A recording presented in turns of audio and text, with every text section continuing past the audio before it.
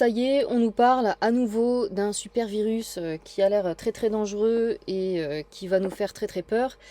Bon, 7 ans, 6 ans, 7 ans après le Covid, on nous ressort à nouveau cette histoire, sachant que ils ont réessayé depuis le Covid de nous faire peur à nouveau avec le Monkeypox ou Mpox qui nous ont sorti en 2022, puis ça a fait flop, donc ils ont réessayé en 2024, puis ça a fait flop, et puis là c'est le hantavirus qui a l'air d'être bien parti pour entraîner des réponses gouvernementales à la Covid-19. Donc on verra ce que ça donne.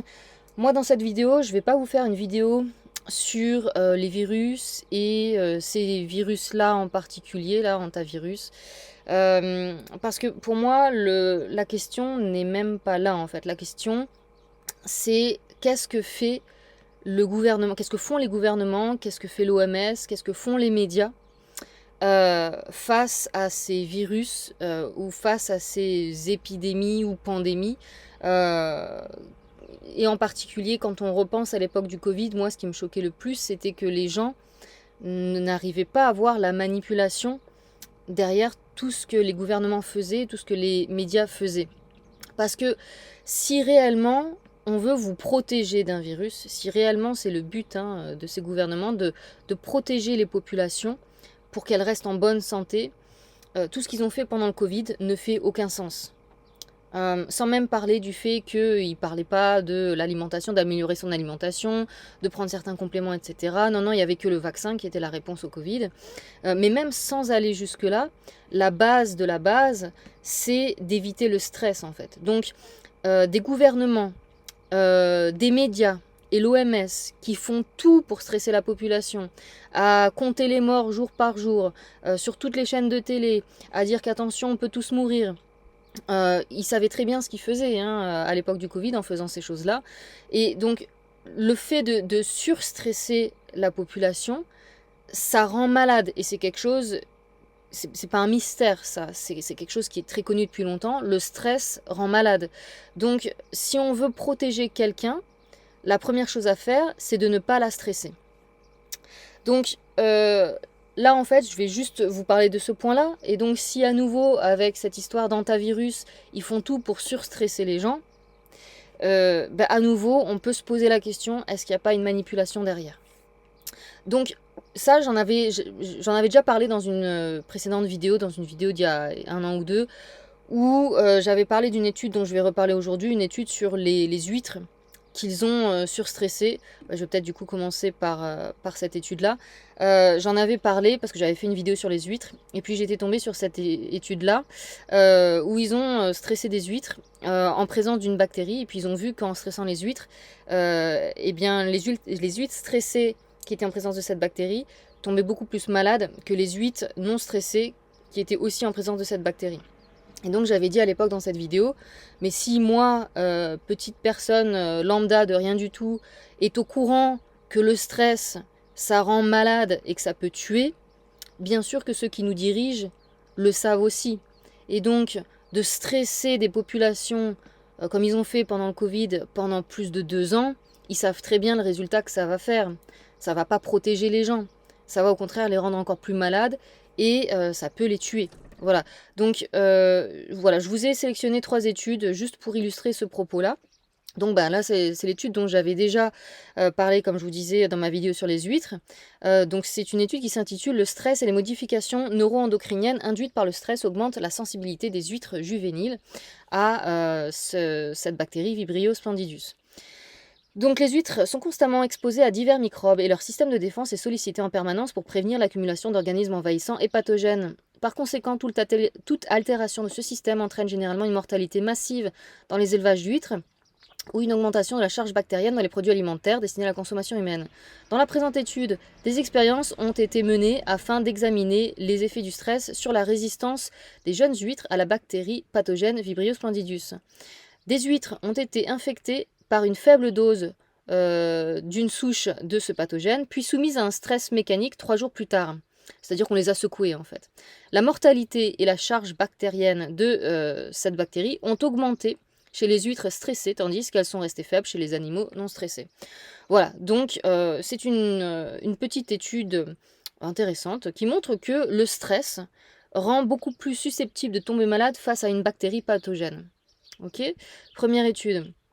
Deuxième étude ici, donc là on va pas parler d'huîtres, hein, on va parler de nous humains et de notre réaction au stress. Donc ici c'est une étude qui s'appelle l'impact multiforme du stress sur la fonction immunitaire. Donc là je vais pas vous lire toute l'étude, mais j'ai surligné certains passages. Voilà, si le stress aigu prépare l'organisme à affronter les défis et peut lui être bénéfique, le stress chronique est quant à lui néfaste. Donc ça, j'en ai parlé dernièrement. Dernièrement, j'ai fait pas mal de vidéos sur le stress. Et c'est quoi la première réponse du corps au stress? C'est les hormones de stress qui sont sécrétées par nos surrénales. Et principalement le cortisol et l'adrénaline, mais c'est surtout le cortisol qui peut poser problème lorsqu'il est déréglé. Donc, j'ai expliqué dans mes dernières vidéos qu'il y a évidemment une grande différence entre stress aigu et stress chronique. Et notre problème dans notre monde actuel, c'est surtout le stress chronique. Et à l'époque du Covid, c'était le stress chronique le problème. Et là, si nous refons le coup ici maintenant avec le hantavirus, c'est pareil, c'est pas un stress aigu qui va nous faire du mal vraiment, c'est le stress chronique s'ils refont la même qu'à l'époque du Covid.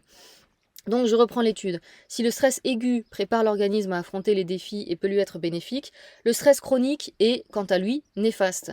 Il peut entraîner des infections plus fréquentes, une inflammation prolongée, voire une progression du cancer. Okay. À court terme, le stress induit une redistribution des cellules immunitaires en les mobilisant pour une défense active et favorise les défenses anti-infectieuses et antitumorales.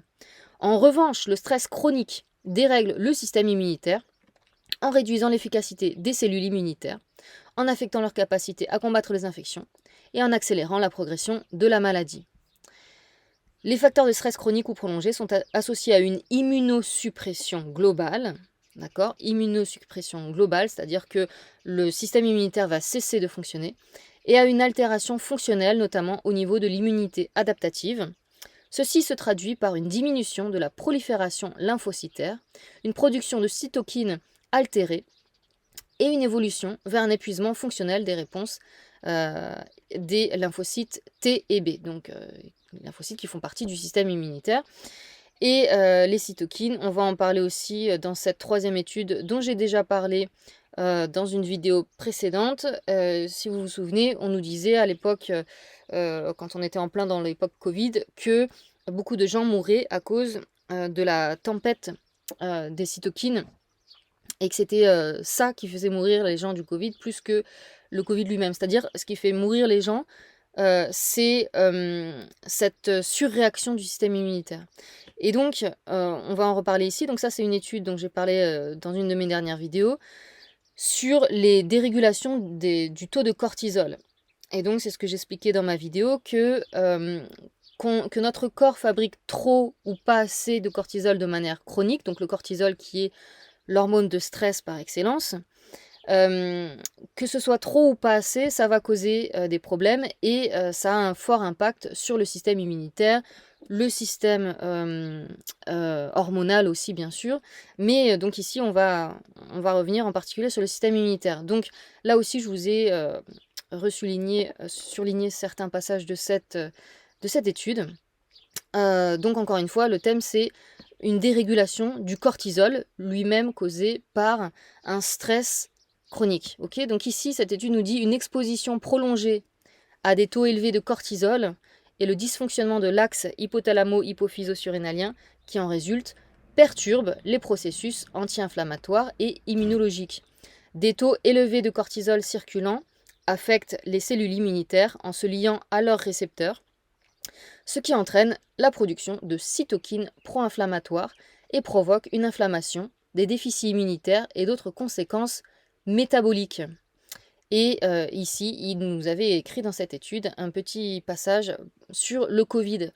Donc la pandémie de Covid-19 met également en lumière le rôle du cortisol dans l'inflammation et les déficits immunitaires. L'évolution de la maladie est caractérisée par ce qui a été décrit comme une tempête de cytokines dont les causes sont multifactorielles. Il en résulte une inflammation extrême et une réponse immunitaire fortement affaiblie. Et donc là, pour une étude, ils ont examiné donc l'efficacité d'un traitement par glucocorticoïdes, hein, qui sont des médicaments qui copient le cortisol qui est sécrété par notre corps naturellement, chez les patients atteints de Covid-19 et d'insuffisance surrénalienne.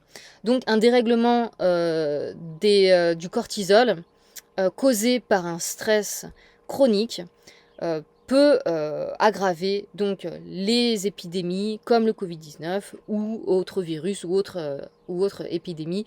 Et donc dans cette étude, c'est toute une étude qui nous parle de ce lien-là entre stress et donc cortisol et donc l'impact sur le système immunitaire. Bon voilà, il y a encore plein d'études qu'on peut trouver sur ce sujet-là. Là, je vous en ai sélectionné 3 parce que je voulais pas faire une vidéo trop redondante parce qu'en fait, toutes ces études, elles racontent toutes la même chose, qu'un stress chronique finit par avoir un effet pro-inflammatoire et immunosuppresseur, d'accord? C'est-à-dire que ça va finir par soit supprimer la réponse du système immunitaire, soit l'exagérer. Voilà. Donc, dans tous les cas, un stress chronique est néfaste pour votre santé. Bon, encore une fois, je ne vous apprends rien. Et les gens qui nous dirigent le savent aussi. Donc, c'est là, encore une fois, que je veux en venir.